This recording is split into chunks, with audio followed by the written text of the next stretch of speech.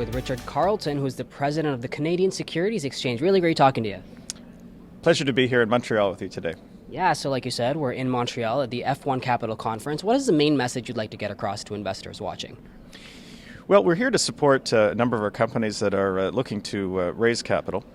But from the perspective of the Canadian Securities Exchange, we're really here to help facilitate the public capital raising process for early stage companies in Canada. Yeah, now, people are always looking for the next thing, for the next wave. So what do you think that is? Well, we're certainly well known for our presence in the cannabis space.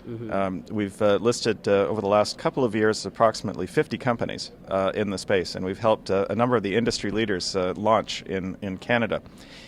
What we're seeing right now is a transition from the medical marijuana licensees to the companies that are looking to take advantage of the liberalization of the legislation here in Canada and in jurisdictions in the United States as well.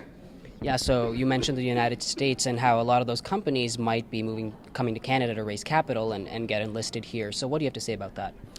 Well, that's true. For a variety of reasons, companies in the United States can't raise public capital, again, because of the issues with the federal legislation as opposed to the state legislation where they're operating legally.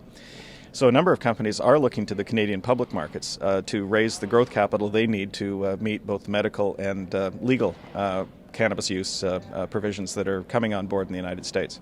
Yeah. Now there's supposed to be a supply shortfall coming up next year, and so what do you think is going to happen, and what's the way to get around that?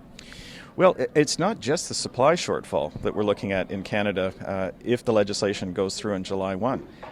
Lab space is going to be a big issue because obviously one of the objectives of the legislation federally is to ensure that quality control standards are enforced across the board. But it's also, the delivery systems. There's a lot of research and development that is required there.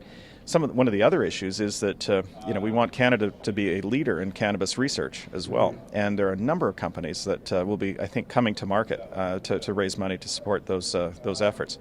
So we're really in the very early stages of the public capital markets supporting the growth of this new industry, as opposed to people were thinking that maybe that wave's kind of come and gone at this point. Really, you haven't seen anything yet.